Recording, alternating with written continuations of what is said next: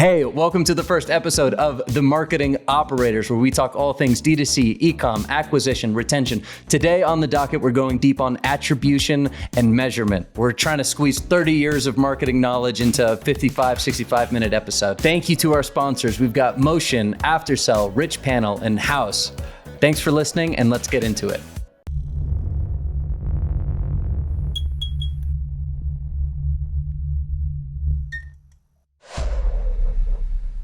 All right, I'm here to talk to you. I have the privilege of speaking to you about our premier sponsor, Motion, the creative analytics tool behind some of the biggest brands in D2C. Ridge, Jones Road Beauty, Hexclad, all of us use it. True Classic, what else do we have here? The Farmer's Dog, Mudwater, all of Mute 6, W Promote, a lot of big spending, heavy hitting brands and agencies that use Motion to provide the analytics behind all of their creative. It's the marriage of media buying and like the rigor and analytics needed to excel in that, as well as the softer, more creative metrics that a performance marketing team needs to create the assets to succeed in today's world. So, Connor Rolane, how do you use Motion? Motion's at the absolute core of our creative testing analysis process. So we use Motion to basically aggregate all of our control metrics. Basically, we're pumping in naming conventions to Motion. It's aggregating all of our control metrics, and then any creative test plus its iterations within that creative test are getting compared to those control metrics that Motion aggregates, and it's all in a table. It's all visualized in a chart. It has all the core metrics we care about all in one single spot, and it takes 30 seconds for us to go in after a creative test has been running for however long and pull that report, and at a glance, we know right away which soft metrics are performing average or below average, above average, which hard performance metrics are performing above average or below average, and it just makes the decision making process, it makes that that never ending creative feedback loop and process just so easy and seamless, and it would be a lot of work to do that all manually in spreadsheets and creating your own graphs if we didn't have a tool like Motion doing it for us. If you're ready to learn how the best brands and agencies are shipping winning creative across Meta, TikTok, and YouTube, go to motionapp.com today and book a demo or sign up for a free account. Plus, they have monthly plans so you can dodge the annoying annual contracts. And if you sign up today and mention marketing operators to the sales team, you'll get 50% off your first month. All right, episode 1. How do you guys feel? Great. Excited. I feel great. I'm excited for this. I feel like the operators, they're going to be nervous. They're going to be nervous when they start airing. I think we'll give them a run for their money. I think we're responsible for selling a lot of product online. So I'd like to think of us as a comparable media entity. But Cody, this is not your first episode 1. How does it feel to be back on your second podcast, episode 1? Very excited to hopefully help some people, but more importantly, to be able to just nerd it out with you guys and learn from you as well. Wait, I didn't know Cody was. This is take 2 at episode 1. What is this? I had another one back in the day, but we're what's in the past is in the past. We're here to talk about marketing and. Excited, like I said, to learn from you guys. Yeah, this is like Michael Jordan coming back from retirement a little bit. We're going back for championships 4, 5, and 6 here. Okay, cool. Cody, you had a little bit of a viral Google Doc over the last couple of weeks, which you don't see a lot of. You sent it to me, and there was an anonymous caribou, an anonymous fish. It seemed like it was making the round. So break down what was going on. Oh, man. Okay, so as of recording this, what is it, March? It's like end of March, and as many of us are aware, Meta is really struggling right now, pretty badly. I assume we're allowed to curse on this. I don't know how you guys feel about it, but it's pretty much shitting the bed for us, for a lot of people, and hoping it recovers. But what's been frustrating is there's really doesn't seem like there's a known bug or fix or cure. So I guess I was arrogant enough to think that I could figure out what the fix was. And at least started diving into things and actually reached out to some contacts at Shopify and had Meta looking into this theory pretty hard, where I believed that there was an update to how Shopify understood bot traffic during winter editions. They kind of made some changes, and I'm probably wrong. It seems like I am wrong. I'm clearly not technical, so I don't know how this stuff works. But it was a fun week because I had Shopify looking into it. I think they probably wanted to kill me, and Meta was looking to it as well. But I noticed just anecdotally, headless scores were performing very well, and the update, which to analytics and like core web vitals was only on liquid stores, wasn't on headless stores. So that was something I noticed. Conversion rates dropped pretty much right around that time, and so it's something I'm still looking into. But Unfortunately, I don't think I've solved the meta issues for everybody. Yeah, unfortunately not. I'm always down for a good conspiracy theory, though, when it comes to meta. I feel like that's like a rite of passage for any marketer at any time is trying to figure out like what out of our control forces are driving good or bad performance. Actually, no, when it's good performance, it's what we've done. If it's bad performance, it's a Shopify bot traffic issue. Exactly. It's that or meta or something. Yeah. Well, awesome. Hopefully, I don't know. It sounds like it's not officially debunked. We can circle back if you're validated in your conspiracy. All right. So today we're talking about every marketer's favorite topic, attribution and measurement. The bane of D2C Twitter's existence, some would say. But I wanted to contextualize before we jump into, and I actually think we're going to avoid this in a lot of capacities, whether you should be optimizing for like 1 day click, do you include views, 7 day click, whatever. When we actually think about attribution and measurement, I'd love to just think, maybe Connor, you could start. When you think about attribution and measurement, what does that help allow you to do? Why is it so important to what you're doing on a daily basis?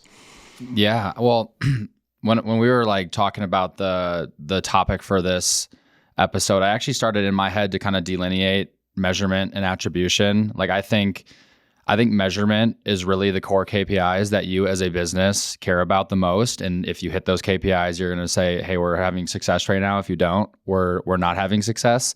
I think that is, surprisingly something that actually a lot of brands struggle with. I came from an agency background, and most of the time when you would ask these brands that you're working with, like, hey, what's your MRR goal or your blended ROAS, whatever you want to call it, or CAC goal, a lot of these brands and founders had no clue.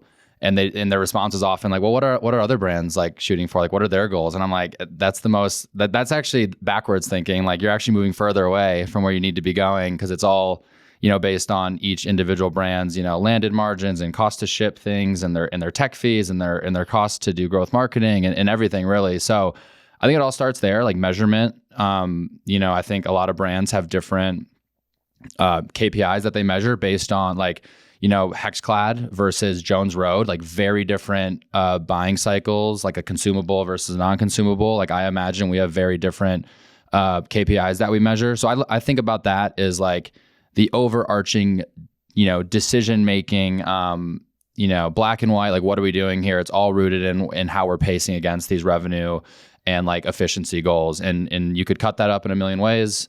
But you have to have those, I think, and those ultimately have to be rooted in like some sort of profit margin number. So I think about measurement that way. Attribution, I think about the marketing channels that lead to the performance that are ultimately driving, you pacing above or at or below those measurable KPIs. So like for me, that's thinking about, channel to channel comparisons and intra-channel comparisons. So it's kind of like it's starting high level measurement, and then you get more granular. That's when you start to get into attribution and talking about like media mix and in Facebook, how are we deciding like if one creative test is working better than another? Like that's when you start to kind of get in like the nitty gritty channel level stuff. So that's how I think about those two things, and they're obviously very related, but a little separate as well. Yeah, got it. So if I could say it back, measurement being like, oh, we're measuring MER or we're measuring a cohort value or a CAC or something like that. And then attribution is actually how are you attributing a revenue or an order to a given channel that is ultimately what you're measuring at the end of the day. Do I have that right? Yeah, exactly. Yeah, nice. Cody, do you think about it the same way? Yeah, very similar. I mean, I think number one, I probably call it slightly differently, but it's, business outcomes, financial outcomes, like being able to attach it to that, whether it's EBITDA or contribution margin, and then having different goals for new customer revenue, repeat customer revenue, CAC, things like that. Blended metrics that are unarguable. They're true. I think when you get into attribution, there's a lot of subjectivity and different ways of looking at things, but there's really only one way to measure your contribution margin. So I would say that's most important.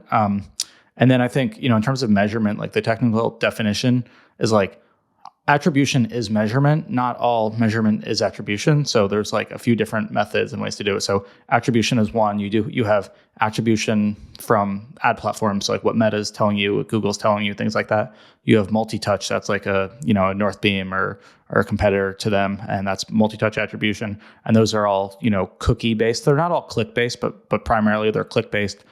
Cookie based attribution. There's pros and cons of that I'm sure we'll get into. And then you have, experiments, lift tests, different styles of that. And then you have media mix modeling. And so that would be like the umbrella of measurement. And I believe we all use a combination of all of them. So I think that would be really interesting to kind of talk about, because I don't think, I personally don't believe in like a North Star. If there is a North Star, it's contribution margin. But I think, I get a lot of value out of triangulating these things together, and I believe you guys do as well, and kind of using these different ways to measure things to kind of tell a full story, but there's no like one way to look at it. So that's how we do it, and excited to definitely chat about it, and also love some Twitter hot takes about attribution. Yeah, totally. Yeah, we threw out a lot of terms right now. So it sounds like we're going to try to squeeze like, I don't know, 30 years of marketing attribution and measurement theories and concepts into the next like 45 minutes. You guys down for that? Yeah, we got started with easy. easy. This might be like a V1. We might need more than one. Yeah, let's just quickly list every single thing that's important to running and growing an e-com business from a marketing perspective. No, cool. So attribution also and measurement, really a hot button issue in e-commerce. Lots of people feel a lot of different ways. Why do you guys think that's the case? I think Cody kind of started getting into it with his note about triangulation. Like there's 100 ways any given brand could go about measurement and attribution, and there seems to be a new tool every other week that is geared towards optimizing your media mix or finding winning Facebook ads or whatever it is.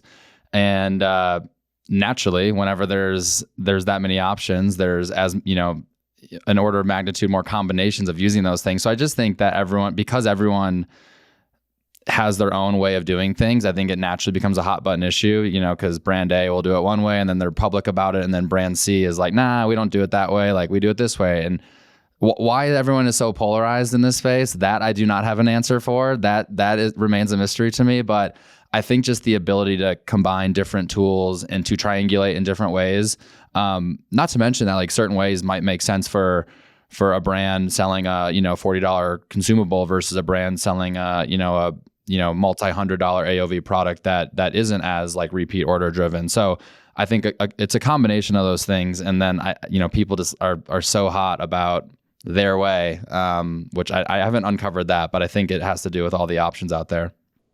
Yeah, that makes total sense.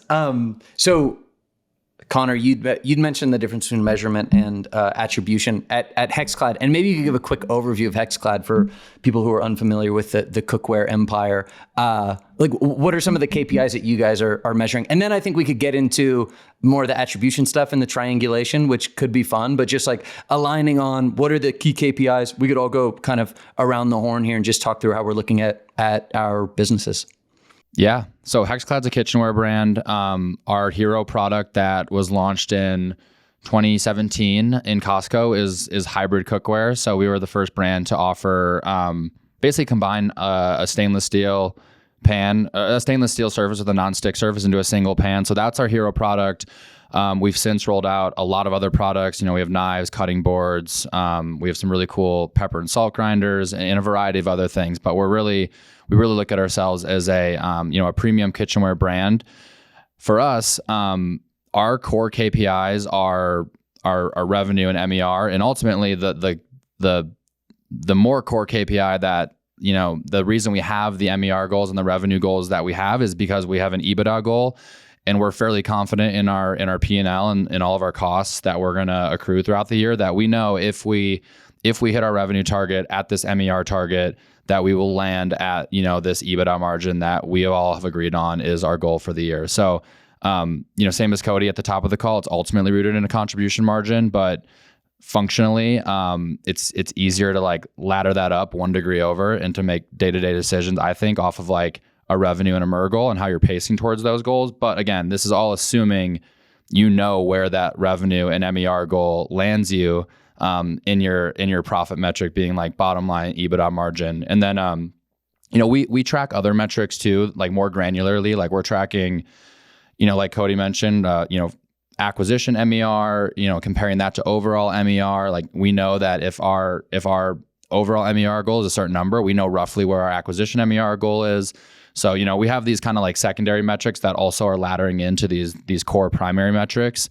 We're tracking tons of, returning customer metrics, like returning customer orders, revenue, like trailing 12-month LTV, growth in certain cohorts of different product categories. But again, all of these are ultimately laddering into that MER and that revenue goal. And, basically my like bi-weekly routine, especially Monday morning, is go into our monthly day-by-day ad spend, revenue, and MER pacing sheet, see how far off, above, or at we're pacing against it for the month, the year, and then more recent time windows. And then we start to kind of get into like the nitty-gritty decision making of how we want to make, media decisions or whatever decisions based on that information. So it all boils down into those like kind of two metrics though for day-to-day decision making. What about you, Cody? We do things very similarly. First of all, I think the reason why it's such a hot button issue is because there's so many dollars at play and everyone wants a piece of them. Meta wants them, Google wants them, TikTok wants them, your agency wants them, Klaviyo wants them. And so there are so many dollars at play. And, I think you joked before we came on, but it's like when things are going good, it's everyone claiming credit. When things are going bad, it's somebody else's fault. It's how it always feels. And so I think that's the case. But I 100% agree. We do it very similar to how HexCloud does. We used to optimize on MER and then AMER. And by the way, I think we should figure it out. Is it MER or MER? I feel like I've heard a few of them. Oh, dude, it's You're it's a MER MER, guy, right? for sure. Oh, I thought you were a MER guy. Connor Rowlane is a MER guy. I don't know if I'm so inconsistent with it. I'll be MER guy one day, MER guy the next week. All right, I'm an MER guy, but so we do the same. And honestly, we did it very similarly to last year, where like MER, AMER was how we controlled spend. We actually decided to break from that this year, and we still look at them daily. But like our main KPI that we try to orient towards is contribution margin. Assuming all fixed costs truly are fixed, it's really the best way to like align towards profitability. And if hopefully we can go off MER, and we still have kind of guardrails for that, if it makes sense. But let's say we would go under them on MER, but it would lead to more contribution margin. We're okay with that, and that's kind of like a decision that like we're able to make. Like in January, we were way above spend. We were actually slightly below MER target, but like because volume was so high, contribution margin was way up. That led to increased profitability, assuming our fixed costs were fixed. So that's like a decision that we make. It's very similar. But that's kind of how we go about it. So I look daily. We have, a sheet and a dashboard that brings in all of those things we forecast. So contribution margin first, but revenue, new customer revenue, spend, MER, AMER, blended CAC, things like that. Number of new customers as well. And just try to make sure we're pacing. The goal is to pace, land well for a month. Not every day has to be where we want it. We don't want to make changes every day, but we also, especially when, times are tough, we might have to it. So if everything is good there and our main KPIs are hit, contribution margin, we might not, obviously we'll look at everything, but we might not really dive in. But like Connor said, if things are not great and we're not pacing the way we want it, we will definitely then have to figure out and investigate what is it. So we'll probably look at some more blended metrics. First off, revenue's down. Is it new? Is it repeat? Is it AOV? Is it number? Like try to figure out that, look at conversion rate, just everything like that. And then really want to see channel, like how are we pacing on channels? How's our spend on each channel against a plan? And are we hitting our goals? And on a day-to-day basis, I think attribution is really going to help because the other measurement abilities, GeoLift tests, MMM, things like that, they're going to take a while to get any data back. And so I think you need a target and a way that you're actually able to get real-time data on all your, digital channels pretty much daily. The problem that I see a lot of people making, and would love to talk to you guys about this, how you do it, because I feel like we're all at a size, we're all 9 figures, and we all are probably spending on, a combination of media, not just lower funnel, not just mid funnel. We've probably got some upper funnel stuff in there. And a lot of that stuff is not going to look very good on an attribution basis. I think attribution overvalues lower funnel channels, something like a Google search, something even like a Meta, and it probably undervalues upper funnel channels. There's zero click-based attribution on TV ads. On YouTube, it's pretty poor. TikTok can go, can be a little different. So how do you guys think about that and look at that? Because, super quick, like trap that we got into last year is before we really onboarded with a lot of these other measurement tools, we were primarily on Meta, like too much. Everything was conversion optimized, and we really had no way of measuring these things that actually helped us reach new people. And, we plateaued until we were able to actually start investing in some of these channels that don't look very good on a click base, but actually were driving a lot of incremental value for us. So curious how you guys think about that. Yeah. So, I'll give my quick answer. We're all going to say the same things in a lot of ways, MER, AMER, et cetera. We do look at it by category. So our business right now is predominantly wallets, men's wedding bands, and travel. So we also look at AMER by category, and then we have spend projections, and then we're tracking that on a daily basis by category. And we also look at contribution margin by category, and that all stacks up into what's ultimately our MER target at the end of the month or whatever. And we're totally flexible in terms of the actual MER number. What everybody should be adjusting for is the contribution dollars that you're creating. What I'll say about attribution, because I think we're relatively unique, is the wallet business is interesting. We sell a minimalist metal wallet. It's highly differentiated. Has a huge addressable market. We have great margins on it. But the flip side of that is most guys only own one wallet, and ours is guaranteed for life. So our whole business, I've been here 7 years now, is around going out and acquiring net new customers. Now, some of the earliest and biggest wins we found were just channel expansion. If we could get out in front of new audiences, it would just kind of work. And we didn't even have to be good at creative or good at marketing at the time. We were like the first agency account on Snapchat. This was 2018. And we were just running static ads, and it was just absolutely crushing.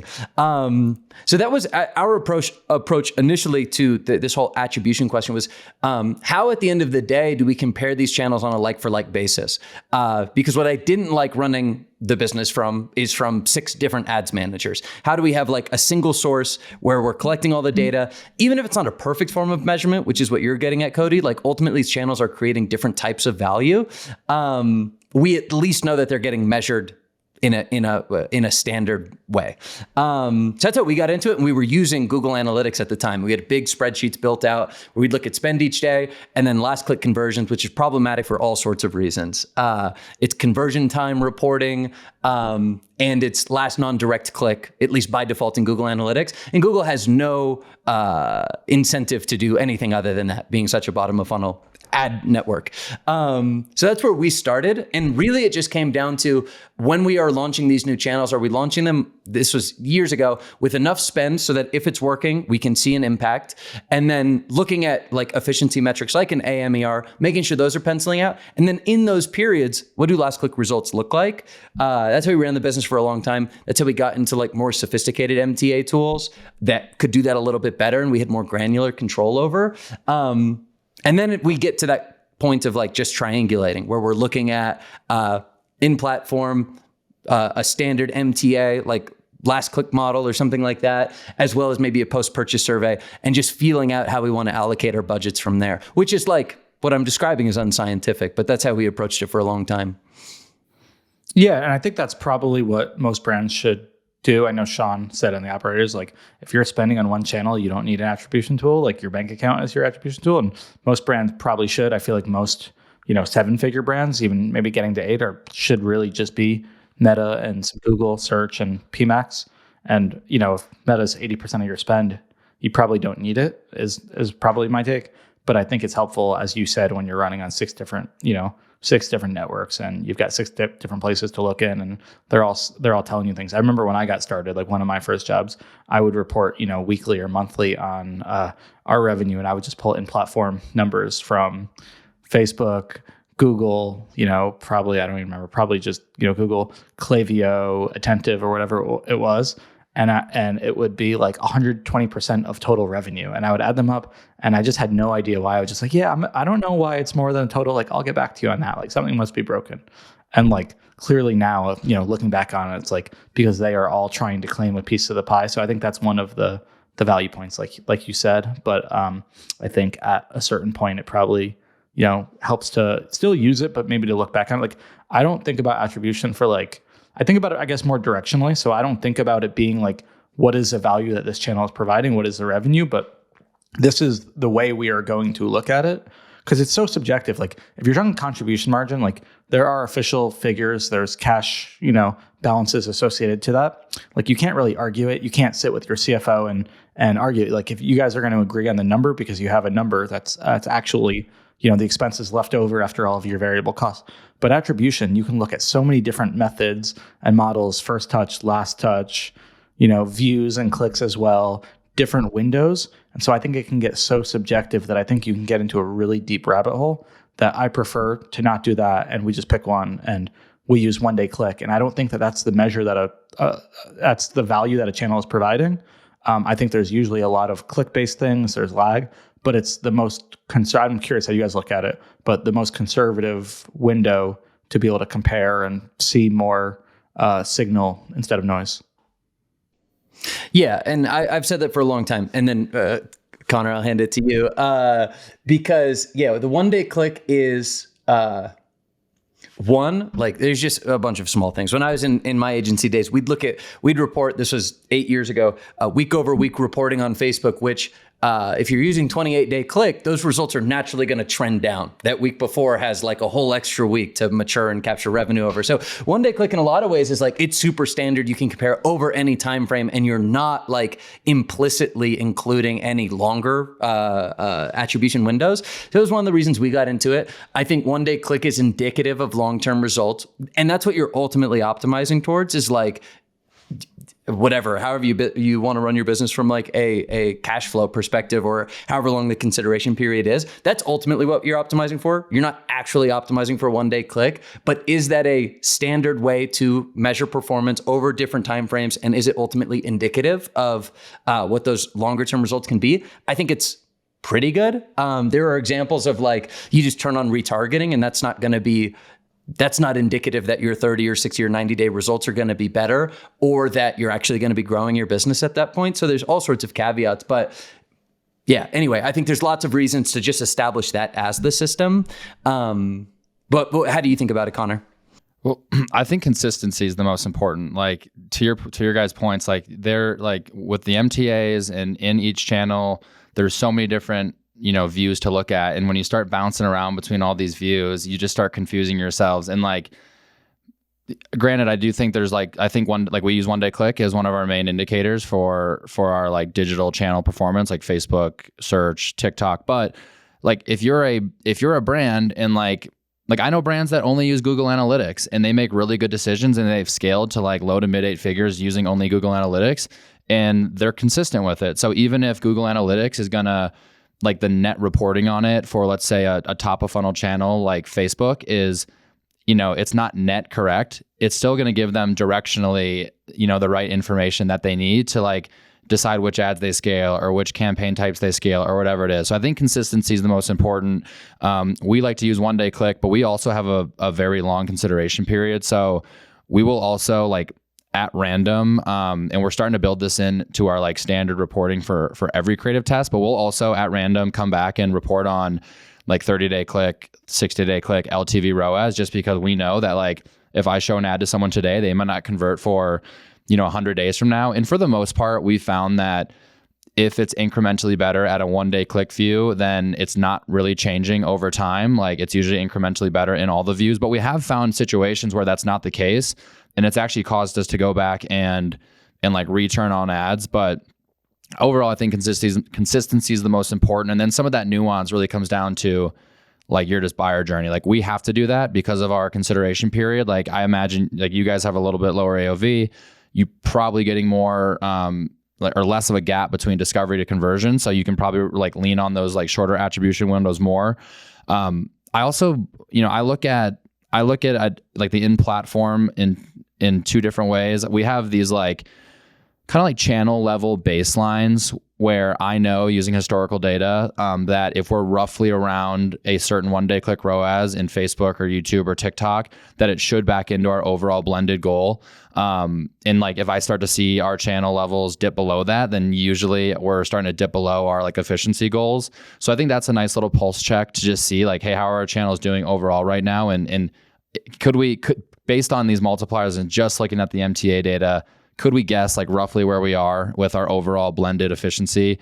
But then, yeah, it's all directionality. Like it's all just, incrementally trying to beat your aggregate metrics, your control metrics, and like that's going to lift up the entire channel. But yeah, we're 1-day click basically. And then using those like channel wide multipliers to just like do, pulse checks on these channels as a whole every week or every 2 weeks or every month. And just making sure that they're backing into like roughly where they say our MER should be based on the multiplier. Because when you say channel-wide multipliers, you're saying the difference between a 60-day ROAS versus a 1-day? Well, I'm saying like we've built these multipliers with Northbeam where I can basically go to Northbeam and say, hey, based on our Facebook and blended data from this day to this day, and based on this goal of like this MER goal, roughly where should we be in each channel? On a 1-day click, but we can also do it on a 30-day, on a 60-day, on like we can change the attribution window too to see like, all right, on a 1-day, 30, 60, like will this back into my overall blended goal? And if I change my blended goals for any reason, like maybe our revenue's way outpacing what we projected and we can actually run the business at a lower MER. And to your point, Cody, like we also make these like, I call them like contribution margin sensitivity tables where we'll map out revenue on the x-axis and MER on the Y and basically like see where the sweet spot is. But then if that happens like intra-month for some reason, well, then I can go in and say, all right, my new goal for the month is a 5. I can actually spend into roughly a, low, whatever that 1-day click is, I can spend into a lower 1-day click. And it's just a pulse check for the channel wide performance because, I don't want to spend into something that, I'm going to see a drop in MER lower than I wanted to go. So it's just like a good pulse check for us. But yeah, we do also have it for like the different attribution windows if we want them, but we're usually looking at 1-day click because it's usually for like intra-month, hey, we're either pacing above our goal or below our goal and we're going to scale because of that. So we want that like 1-day click. So we want that instantaneous feedback on where the channel's trending. We're super excited to talk today about one of our sponsors, Aftersell. All three of us, Jones Road Beauty, Hexclad, and Ridge Wallet, are customers of Aftersell. If you're selling on Shopify, you need to find ways to boost your average order value. One of the best ways to do this is cross-selling and upselling, and there are a lot of different ways and places you can do this. One of the best places to do it is right when that conversion is happening, and that is exactly what Aftersell facilitates for you. So what actually is Aftersell? Aftersell is a widget that you install on your website, and on the post-purchase page, right after someone's completed their conversion, they're basically getting this upsell and or cross-sell. It's super seamless. It's one click. And it adds it to the order. They do not have to go through checkout again. It's really just free, not free, but it's incremental revenue that you're getting from someone that's already bought from you. One thing I love about Aftersell is you can decide to optimize it a ton or not at all. Either way, it's going to drive you a ton of incremental revenue. And if you have the team and the bandwidth and you want to optimize it, you can do all sorts of analysis on which products are most likely to be bought with other products, doing those sequential order and market basket analyses. And you can literally build out different funnels, as many as you'd want for different products, depending on what that first ordered product was, and then upsell them super intentionally based on that first order product. So love Aftersell. It's driven 6 figures of incremental revenue for us in a very short period of time. And I highly recommend it. If you want to check them out, head over to aftersell.com. Okay, so we were talking about kind of, or what I described as really eyeballing that triangulation, where we look at certain periods where AMER is strong, we're launching a new channel, or we're spending on a channel where we're confident it makes an impact, and then we're comfortable with the 1-day click results, and that becomes like a channel level goal. And that is the unscientific way that I described. Connor, you just talked about going through that process with Northbeam of establishing what your 1-day click targets are given an MER target. Cody, what are you doing to figure out like these channel multiples? Because again, I'll just clarify, we know that one day click is not the true value that a channel is creating, and we're just backing into the different ways that we can understand that impact at a higher level. Yeah, for sure. So I think we started kind of very similar to, you know, how you were doing and how we are. Like, for example, when we launched TikTok at first, or when we launched, you know, YouTube, one day click looked pretty terrible on those compared to, you know, Meta. And, you know, theoretically they're upper funnel channels, they're more view based, things like that. You know, and I believe that to be true. I do think more of the value is captured in views on those channels compared to Meta, or there's a longer lag. And so if you're just looking at that one day click or attribution, you can actually be shutting off some pretty good performance that you wouldn't know if you didn't have a better way to look at it. So I think you can look, like we use Northbeam as well. And so you can look at like percentage of new visits. I love seeing that. You can look at, you know, your one day click on new customers versus, you know, total customers. I think that's really helpful. But I really like looking at new visits. And you can also look at lag. And so we've done that. For example, I'll just say when we, you know, started spending on YouTube, we were, you know, about half of what we are on Meta. And so it doesn't really look great if you're just looking at a click basis. But theoretically, I think the recent stat is 39% of YouTube viewing happens on a TV. So about half of the people are not going to click anyways, but it might be worthwhile and incremental and profitable to get ads in front of them. But if you only look at clicks, you don't know. And so one of the things you can do is look at post-purchase survey. Let's say half the people take your survey, right? Just divide that by 2. So whatever the revenue is, or the number of purchases are from your survey of people that said they found you on YouTube, divide that by 2, or divide that by 0.5, multiply that by 2. And that'll kind of give you like a post-purchase self-reported ROAS. And what I have found is usually that's somewhere in the double to triple of what a one day click might say, or an in-platform might say.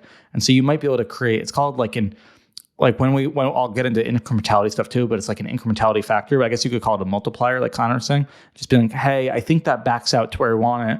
It's not scientific, but I feel like that, you know, let's call it a 0.5 in platform, but it's really like a post-purchase of a 2, kind of backs out to our overall MER goals. Like I'm cool with that. And for us, that was good at low to moderate levels of spend. But we thought it was working. I guess we just didn't have the confidence to really scale and go harder. So we needed, you know, a little bit more confidence in it.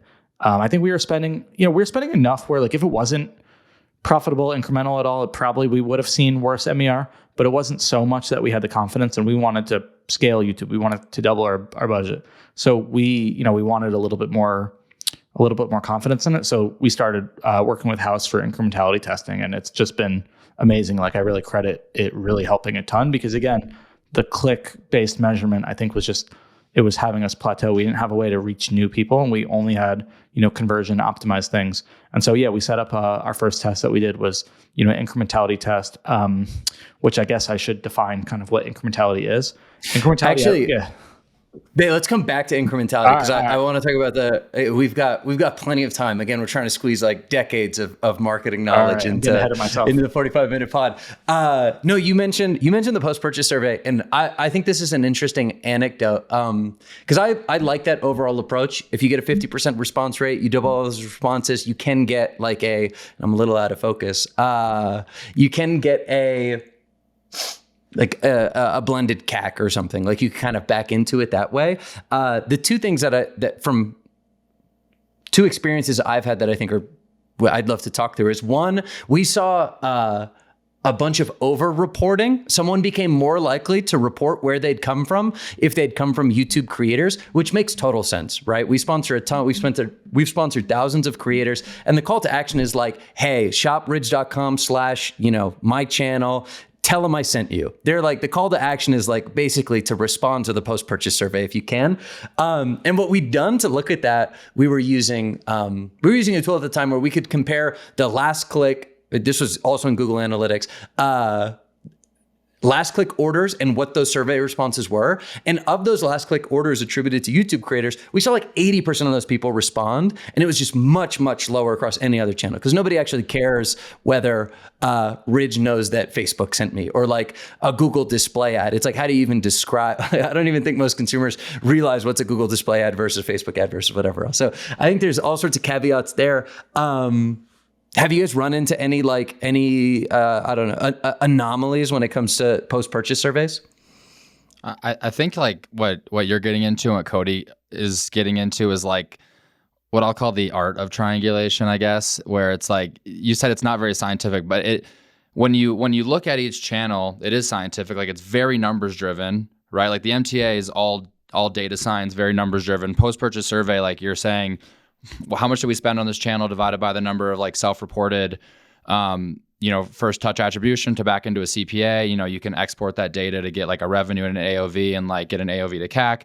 And that's very data driven, very science driven. But then it's like the art of triangulation, which is what, Cody started to speak to. And like, we're always looking for, like, we're basically trying to find like these polarizing similarities and differences. So like we found the same thing, Cody, where our MTA data looks pretty bad in TikTok and YouTube. And like, granted, our multiplier also tells us like, hey, if you're at, a lower MTA or like a lower 1-day click in YouTube or TikTok compared to Facebook, like you're probably going to back into your goals. That's fine. But, when we first started like diving into this post-purchase survey data, we were just seeing the absolute inverse results, at least in terms of CPA on like YouTube and TikTok. So we're kind of constantly looking for these discrepancies and then trying to like rationalize them, why that is. And we came to the same conclusion that like these are not like TikTok and YouTube are just not channels that garner a click the same way that Facebook or search does. And it's like, okay, like we just had to rethink about, like we had to reshape how we were thinking about these channels. And now we are confident in scaling them. But it's really comes from that delta. I think search is another one where like by far, and I'm imagine you guys have the same results in your MTA and most brands do, is like by far the best click-based, 1-day click. So, but then in post-purchase survey, it's actually a fairly inefficient, like, how'd you first hear about me discovery channel? It's like, okay, well, no, that's a no-brainer why that is. You're talking about like non-brand search or brand search? So this is just in general. Like we're just asking how'd you find about us in general, and like search is the answer. But it's very clear that like it's very middle, very bottom of funnel. It's not a discovery channel, but like it's the channel that we want to scale up when it's time to like drive conversions, like during a tentpole moment. So like we're just constantly looking for those discrepancies and trying to like think and talk through like why are these discrepancies happening and like what's the channel behavior that's driving it. And like the amount of insights that you can get from those conversations is mind blowing, but it only is possible through triangulation. Like you would never get that from just the post-purchase survey or just the MTA data or just the MMM or just the geo holdout, I don't think. Totally. I think Art of Triangulation is a good episode title. I like that. That's solid. Cody, you were going to say something? Yeah, no, I was going to say it's definitely data driven. It's definitely an art, and we do it, and I think it makes sense. I would say it's not scientific. Like scientific would be setting up like a controlled experiment where you're being able to isolate variables, and I think that's a challenge. Is like in our businesses there are so many co-founding variables, meaning like day of the week, seasonality, and things like that. And some of those like, at least it depends. I think everyone has a different amount of like rigor that they might want, but you might want to be able to set up experiments where you can control from those, either models to control for those, which is MMM, or experiments, which is some type of holdout. So you're able to kind of create two different environments with only one variable that's different, because seasonality can affect it, product launches, things like that. And so there's so much that is like potentially uncertain. So I still like use post-purchase, especially like for TV, but I think there are so many factors, even, like I got to figure out what to call you guys. Like Connor, I can't say that every time, but Connor said like the YouTube. We haven't seen like that because we don't do that much influencer stuff, but I will say before we launched on TV, 1% of people said they saw us on TV before we launched on TV. I'm assuming they saw us on YouTube, like on a TV, but yeah, that's, that I agree. It's like directionally helpful, but not perfectly accurate. Totally. Do you guys ask when someone first heard about you? Do you try to like account for time in the post-purchase survey? We ask how long have you known about us before you bought today, and that's also been incredibly insightful for us to understand like just expectation setting and like what that consumer journey is on average and how we like should approach paid media. Like I guess the approach to the relationship between like paid media and search and owned media and organic social. And like for us, it's like we really do need to optimize towards that email opt-in and focus on increasing that, because like we're not getting that conversion happening on discovery. Like we need to get them in our own media channels. We need to send them engaging content, educational content, and like direct response, go buy this content. I love that question. I think it's really insightful. And it's also insightful for us, especially in Q4, because like we intentionally don't launch our like big Black Friday deal super early in the month, because we know that like roughly 70% of the first time orders that we get that month are going to be from people that have heard about us from at least a month already.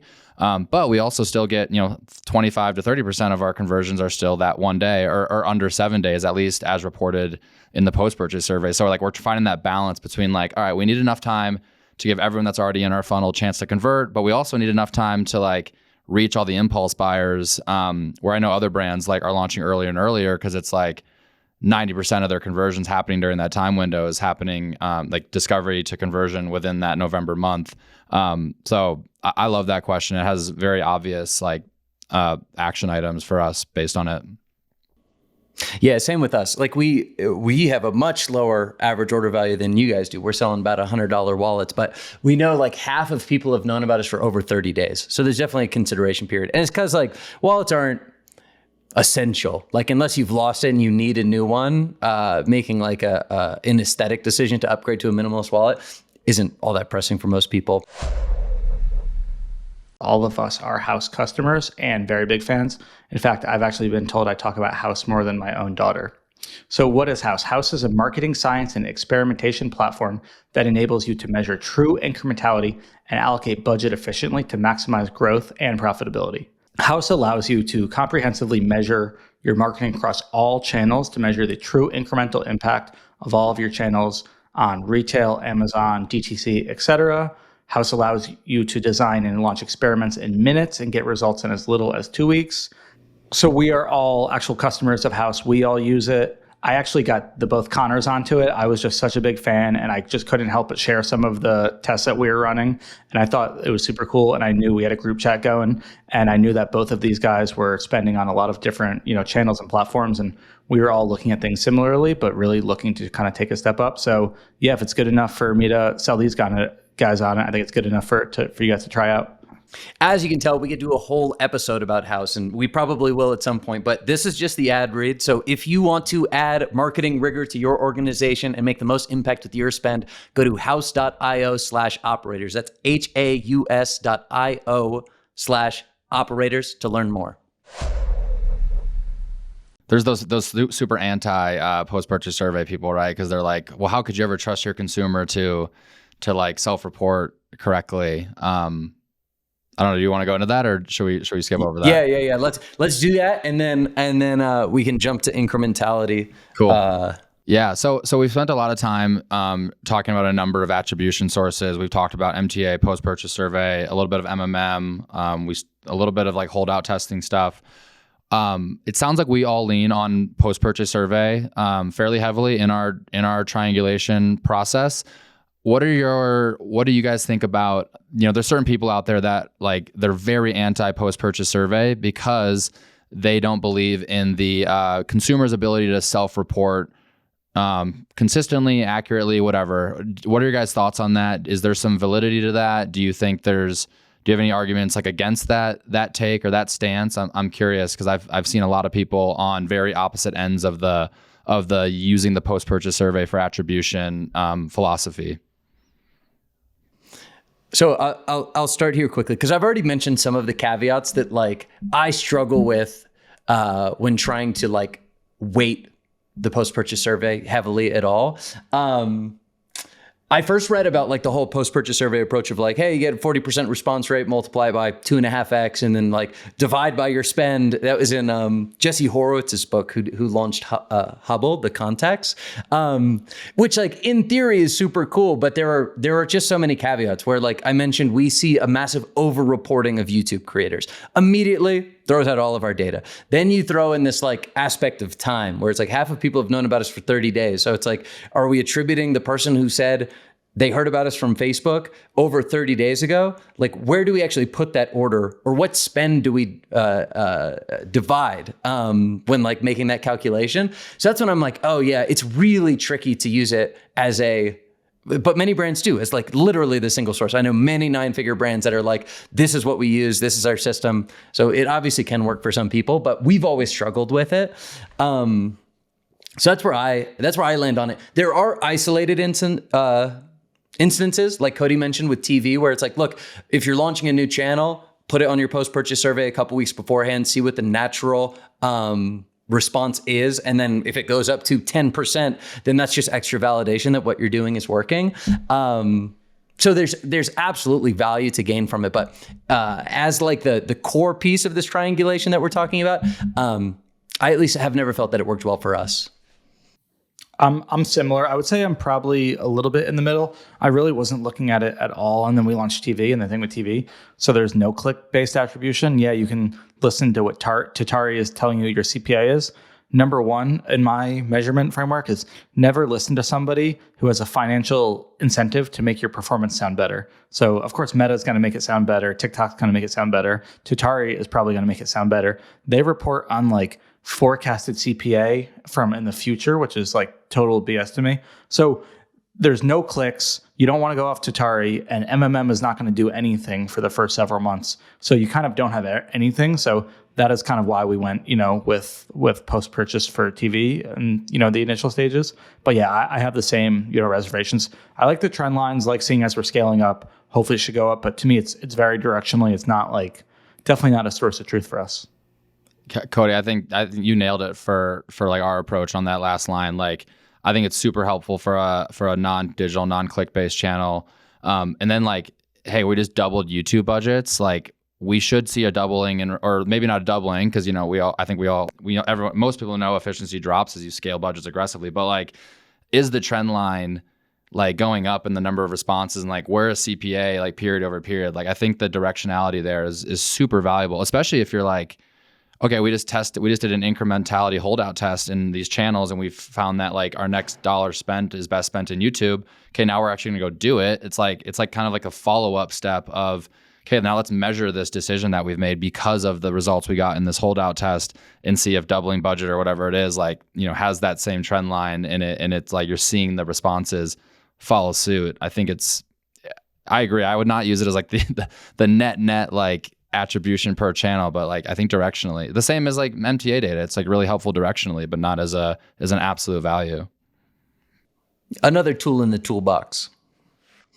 I was gonna say, so I'm actually we'll get to incrementality, but one thing that I've always thought was really interesting was Fabletics funnel. I don't know if you guys have gone through it, but they do like a pre-purchase survey in the quiz. The pre-purchase survey. Yeah. Now that's getting crazy. Like, you literally can't buy their products until you tell them where you heard about them. That's commitment. And yeah. It's really interesting, and they love it or whatever. And they also push you into the subscription and everything else. So I think they love collecting all that data as early as possible. Haven't seen it from any other brand. Fabletics is doing like hundreds of millions of dollars a year. I talked to somebody from there. They lean pretty heavily on that for measurement for TV, because I spend a lot of TV. I feel like measurement is what is that name of that meme that has like the curve that's like really complicated and then gets like really simple in the beginning, and then really complicated and then gets like really simple at the end. The bell curve meme. Yeah. Classic. That's so spot on for measurement and attribution. That's so spot on. Speaking of, do you guys look, going back to attribution a little bit, like in MTA, do you guys look at different windows? It sounds like everyone looks at, one day click. Like, do you ever look at first touch? Do you like to see, scientific? Like, for me, they do nothing. I think it's just noise, but I'm curious if you guys look at that. There are certain times where like maybe there's some issue or something that I'm trying to figure out where I'll look at everything. And I feel like this strategy is just kind of like immersing myself in as much data as possible. But in terms of like, what am I looking at on a day-to-day basis, or what is my team looking at? It's like you create a system and then you operate within that system. If things begin to not pencil out the way that you anticipated, then you can readdress like what assumptions you have. So that's the ebb and flow there. Far and away, we've got like one standard way of looking at things. We've got channel targets. We know what has worked in the past and what we're optimizing for right now. And then when we're auditing that or trying to, account for some new variable, then it's like no bars hold. We'll look at any data we have.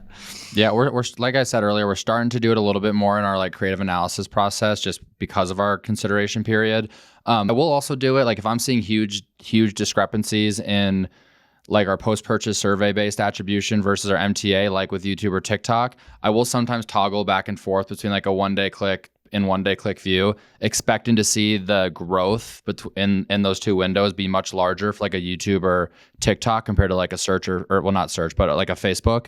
And that helps validate like, okay, this is a view-heavy channel that doesn't get as many clicks, and like that is a valuable view. So sometimes I'll do it like just like as a comparative like percent growth between the two, but other than those two use cases, not really. I like looking at the lag, like looking at like a 1 versus a 7 versus a 30. Like I think there's value there. I've never gotten any value looking at like first touch or something like that. Like it just never tells a story that makes sense to me. I don't know. I always just get confused by it. I feel like that's what happens with attribution. So many people like spend so much time trying to like find the perfect attribution and solve for attribution that they just, to me, focus on the wrong things, I feel like. Yeah, totally. We look at lag too, which I also like. This isn't accounting for views, so like there's a bit of a blind spot, obviously, but intuitively, it would make sense that more top of funnel channels where you're driving people who are less qualified to purchase from you or just getting acquainted with the brand, that they will have a larger lag. And like my favorite example, I was just talking about this with our team. Snapchat, we are able to tolerate just about half of the one-day click ROAS that we do Facebook, but over a 30-day period, we're driving so much more volume and the consideration period is so much longer from Snap, they're basically netting out at the same 30-day click ROAS, which like I think is kind of crazy. Massively different scales. It's like 25x difference or something, but it just goes to show that behavior can be meaningfully different between channels, and then just like accounting for that via lag or whatever else, and using that to set your one-day click ROAS is what we've been doing. So are you is lag then for both of you like really a measure of how the more lag, the more truly intro to the brand that person is through that channel, right? So is that really just like a measure of like how like far up or down the funnel is? Like the more like Snapchat in your example, like that's probably one of the most top of funnel channels you have, as indicated by the 1 day to whatever day click you're looking at in that lag versus like a search, which probably has, a very similar 1 day to 30-day lag. Yeah, I would say I'm kind of implicitly making that point. What we're really doing is just saying, hey, what is our short-term revenue target for this channel, and how does it age over time based on historical data in a way that we're comfortable with? Like I said, I think that the reason why that behavior and that curve is so much different than Facebook is there's actually a bunch of reasons. One, it's a higher percent new visits. Two, we're driving so much more volume from Snap that people are just like way less qualified. And there's just a larger group of people who can convert over time. So there's a lot that goes into it. I'm not like, this is top of funnel, Facebook's middle of funnel, search is bottom of funnel. But yeah, what we really care about is like, what is that 30, 60-day ROAS that we're making contribution dollars on. That's really interesting. Yeah, but I think it's probably more of my assumption as well, maybe it's implicit, is probably more of a pre-purchase consideration phase, value between a 1 and a 30 period, instead of looking at like a cohort of that channel and more of like a retention. Like I don't believe that's what we're looking at as much when we're comparing lag. So, I guess it doesn't matter as long as you know what your targets on a 1 day are compared to whatever longer time window you want. But yeah, like we've ran it on YouTube and same thing, like higher percent of new visits and much better lag, much higher lag after, 30 and 60 days. And when you, yeah, go ahead. I was going to drop a little tip on Snap. What we've seen success with is actually optimizing for clicks. As soon as we optimize for conversions on Snap, doesn't make sense anymore, but clicks is where it's at. I'm taking follow-up notes right now. Spicy. So when you're measuring lag, are you looking at like the percentage growth or like the actual net growth? Like when you're saying this has the most lag, is it because it grew as a percentage the most, or is it because it made it to the highest 30-day click, or it had the biggest like net delta between 30-day click and 1 day click? Like how do you define like the most lag, if that makes sense? I guess, I mean, for us, we ultimately want to hit some ROAS mark at a 30 or 60 day period. And then the lag is just the difference between those two. So like Snap more than doubles between 1 day and like that 30 to 60 day period. Yeah. Okay, cool. So we've covered a lot of ground. We haven't gotten to incrementality yet. Cody's going to give us the rundown on how they're doing it at Jones Road Beauty. We've got like 15 minutes left. So let me share my screen. I think this is a good way to kick it off. Cody's got no idea I'm pulling this up. But here's incrementality and its effect on the business. So Cody, what were you thinking here? Can you give it a like, please? I know it's not like yet. Oh, What the hell, Jesus, Connor? that's Come on, embarrassing. man. Give it a quote tweet at this Dude, point. I'll give it a give it a repost. All right. You want to read it or you want me to? I'll read it. The closer you get to being held accountable to true financial outcomes, the less attribution matters. When money is on the line, incrementality is what's important. I'm trying to figure out how I want to go about this, thinking about explaining it. I think as I shared before, like if you're sitting down with your CFO or whoever it is, and you're talking about the impact that your ads have had on the business, you're really looking at, contribution margin. And, most financial figures, when you say margin, it's percentage. For contribution margin is actually the dollar amount. And you can't argue that, right? Like that is just what's left over after all of your variable costs and what you can use to pay your employees as well as take for profit. And you can't argue that, sorry. But you can argue attribution. And there's so many different ways to looking at it. And so blended contribution margin is what is the most important thing that as, a marketing leader and growth leader, you should really be optimizing towards and having your main KPI. But obviously we have to be able to think about how we're breaking spend down between channels. It's just so subjective, and I don't think there is a strong correlation sometimes between attribution and the financial outcomes that we care about. For example, as we just had a 30-minute conversation about how we don't really believe that the click attribution measures that these channels give us are actually measuring the full value of it, right? And then even some of them, the bottom of funnel things like Google search or email or something like that, the attribution looks very good, but there is no guarantee of incrementality. And so I guess now is when I should try to define that. Incrementality is essentially measuring what caused people to purchase. Something can be attributed to a channel. Let's say somebody clicks on a Google search ad or they click on an email or a text message and they purchase. That Google search agency or your email person is going to be able to say, hey, here's what I spent on my channel, and here's how much value it drove on whatever time period you're looking at. And again, it's subjective if you're looking at a 1 day or a last click or a 30-day click and 7-day view, like, different things like provide. And that's not that helpful to really understand what drove that purchase and what caused that person to buy. Because again, when we are thinking about marketing, we are thinking about trying to change people's behavior. And so incrementality is essentially understanding, did the ad that you put in front of them change their behavior and get them to buy? A really good example that I have seen from Alex G on Twitter is like, imagine that you have a coffee shop and you've got 3 different people handing out flyers. You've got somebody that's a block away handing out flyers saying, come get my coffee. You got somebody who's in the parking lot, and then you have somebody who's right outside your door handing out flyers, or not even handing out flowers, has a sign, right? And every person that's walking by the sign right by your door that buys coffee is going to walk by that. So that person could easily say, hey, look how good my sign did at getting people to buy. Everybody that walked by my sign, they bought. But then the person that's all the way the block away is like, well, dipshit, like, how do you think they even knew how to come? Like, they saw my sign, you know what I mean? But maybe it's only half of the people or something like that. And so hopefully that's a decent, definition, but incrementality is really understanding what actually caused them to buy in the first place. And so the most, common way of doing these tests is with a holdout and a geo holdout. So you essentially create an environment and a scenario where you're gonna prevent a certain part of the market or the region from getting your test. And so you want to keep everything the same. So let's say we were talking about YouTube because we've been talking about that. Let's say you normally run YouTube everywhere. You normally run Meta, Google search, and TikTok. In most of the country, you're actually going to run all of the ads. You're going to run YouTube, Meta, Google search, and TikTok. But you're going to pick a part of the country and you're not going to run YouTube. Everything else the same, everything else the exact same.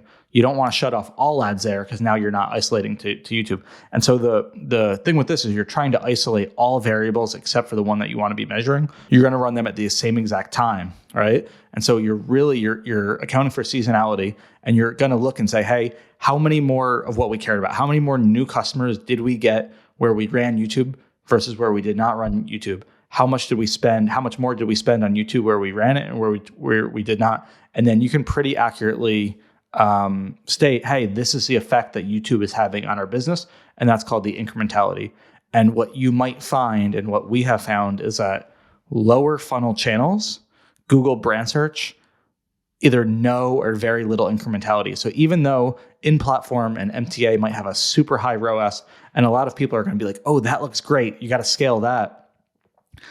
If you shut it off or if you leave it on, the same amount of revenue that you're going to generate. And again, I don't want to generalize that is what we found. Some businesses, it might be incremental.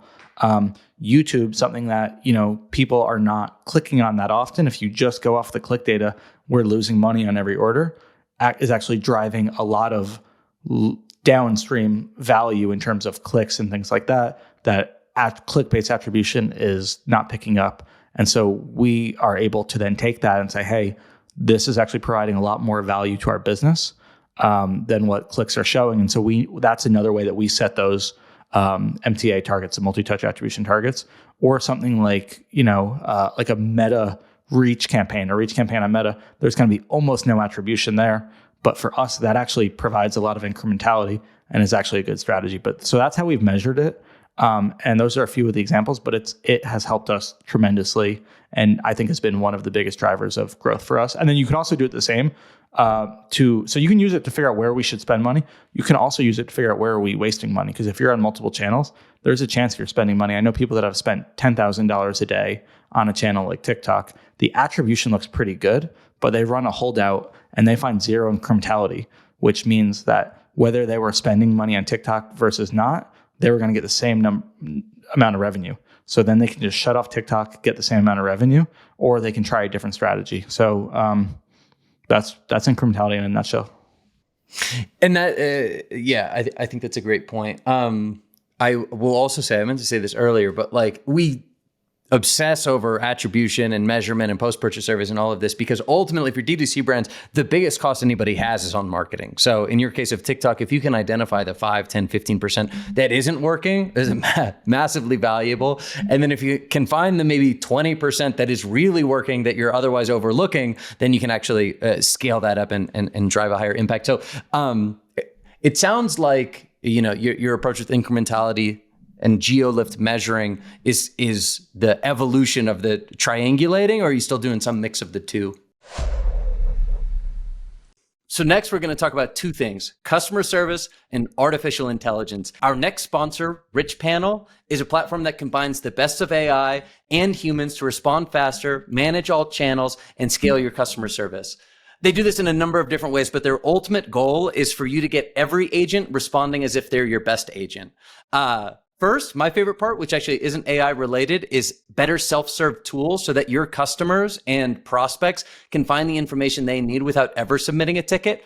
But when they do submit a ticket, they have artificial intelligence that learn from your previous interactions. So it's not a ChatGPT wrapper that's just going to rattle off whatever it thinks is the best way to respond to a customer. It's actually going to understand what are historical interactions you've had to recommend and automate the responses to customers submitting new tickets, as well as new ways to augment your current agents so that they can respond more efficiently and empathetically. If you're interested in Richpanel and bringing AI to your customer service teams, visit richpanel.com.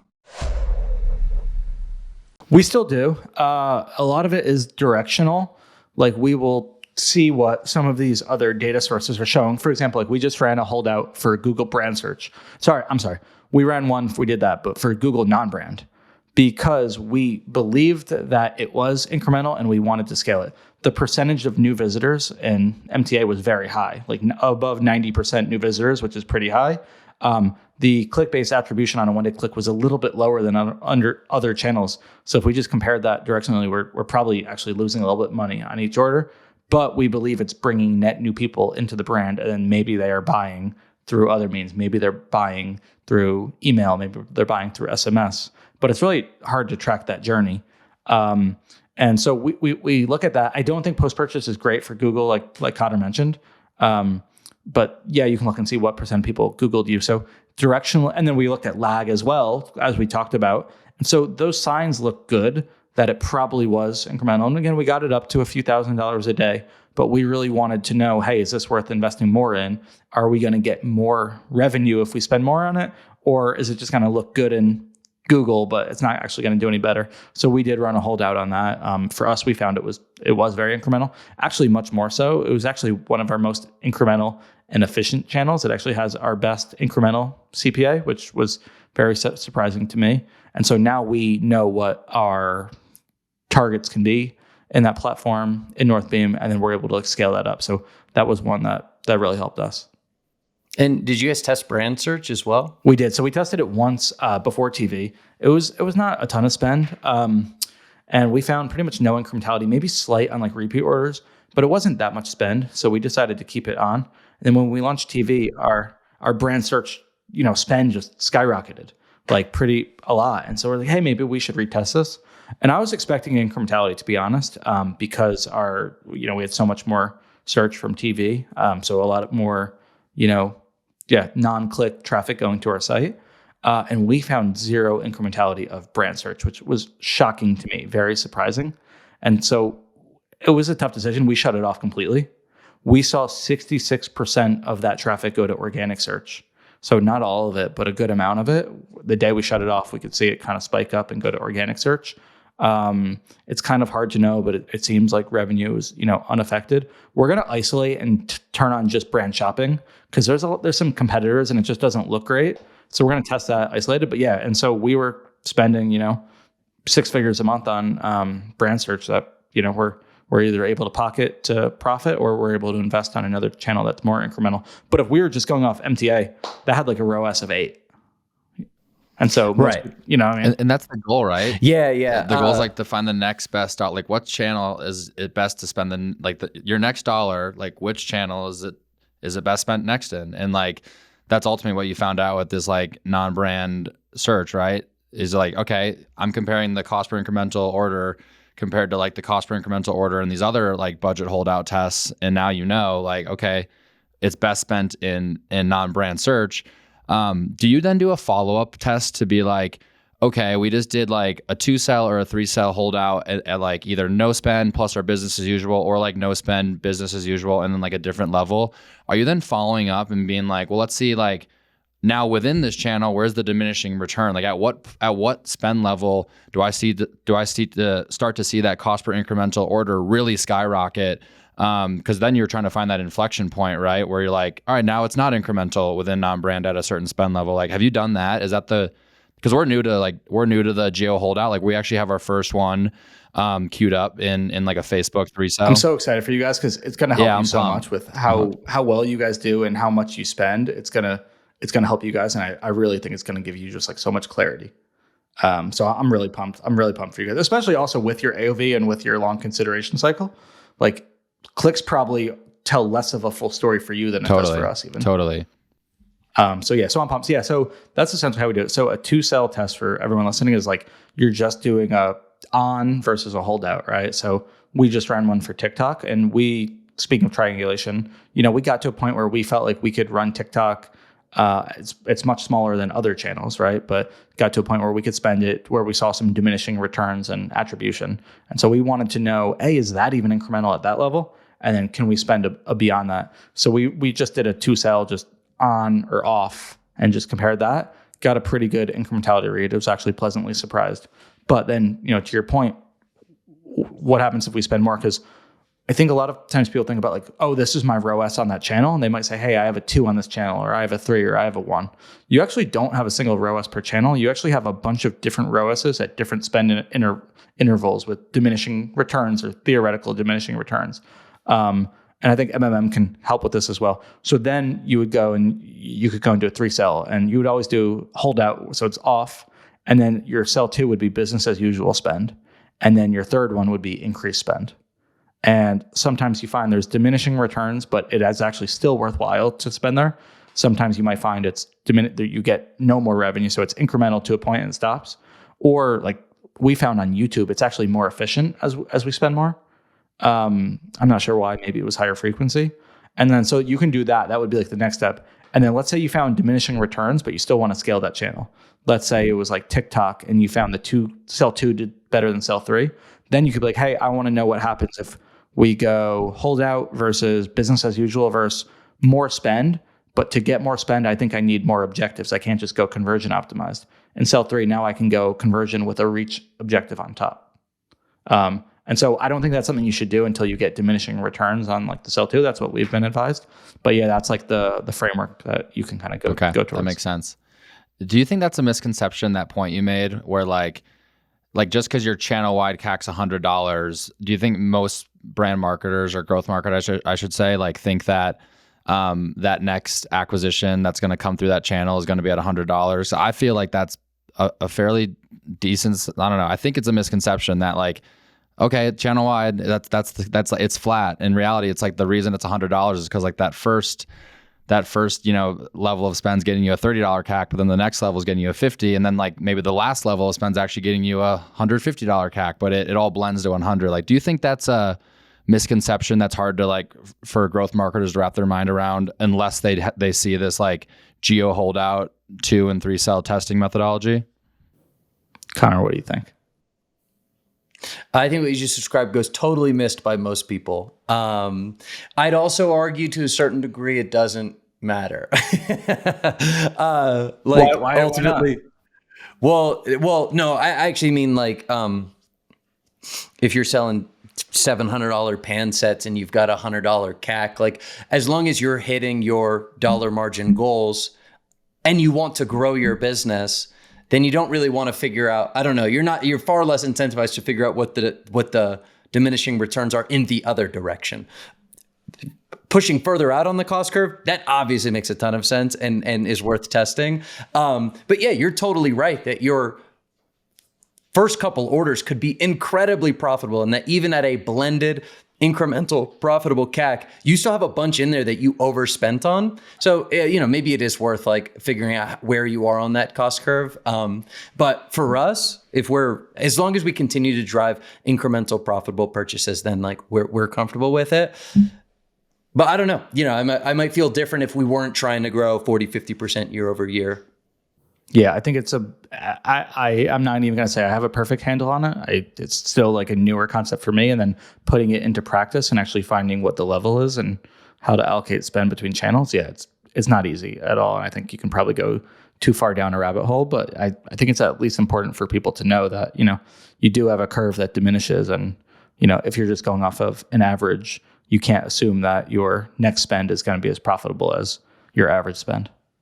There's seasonality to it too. That's the other like downside of GeoLift testing is you get it at a certain, if you do a 2-cell test, so it's on or off, you do it for a certain amount of time at a certain scale. And like, that's what you've measured. And that could be way different, like a month later when you're not in your, Father's Day period for us or something.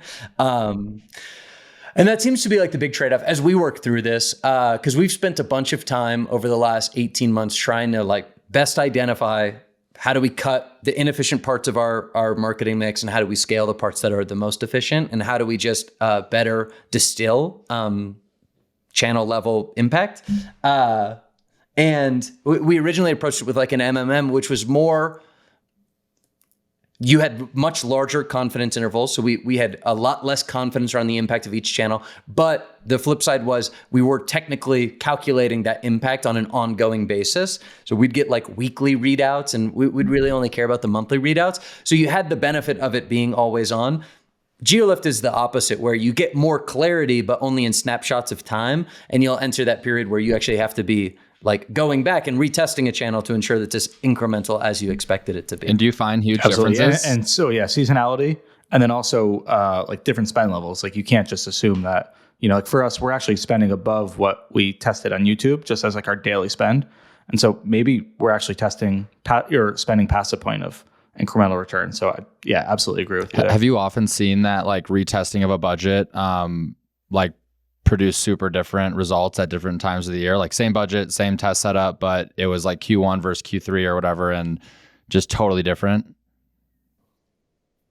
Well, we went through we also just signed on with Haus, a sponsor of the pod that we can mention and we'll be talking about. We just signed on with them. So we haven't retested anything from a GLF perspective, but we were using an MMM last year. And the way that we were trying to drive signal to a certain channel, I won't get too far into the details, is by like scaling up spend dramatically. And then the model should be able to better discern what the impact of that channel is. We did it with Snapchat and we did it in July and August. And Snap was just like, I just said, I just looked at the entire year, was very happy with the blended results, but it was a total mixed bag. We saw awesome performance in the first half of the year. And then when we go to test this, essentially trying to tease out incrementality, results just totally went to shit. So we were very confident that results were really bad, but I didn't think that was indicative of the performance that we'd seen previous in the year. So that was like, it's an example of, we'll have to go back and retest that again. And we'll probably have to do it many more times over the next couple of years. Well, sweet. I think we should wrap here. I mean, we covered a lot of ground. We went from triangulation to post-purchase, some of the data sources we looked at. We talked about incrementality. At the end of the day, what I think we heard across the board is there are many caveats for all forms of measurement and attribution. And that's why it's an ongoing discussion and the bane of marketers' existences. How do you guys feel? Any closing remarks from the crew? I think we need just measure contribution margin. I think we're gonna have an art of triangulation 2, 3, 4, 5. We might have 10 episodes on the art of triangulation because I felt like we could have gone deep. Like we didn't even go that deep in MMM, so that might be I think we got a lot more to say about this, but that was awesome. Yeah, we could rename the whole pod. There we go. The Art of the Triangulation. We thought it would just be an episode. Okay, make sure to follow on your favorite podcast platform and subscribe on YouTube. Thank you again to our sponsors, Motion, Haus, Richpanel, and Aftersell.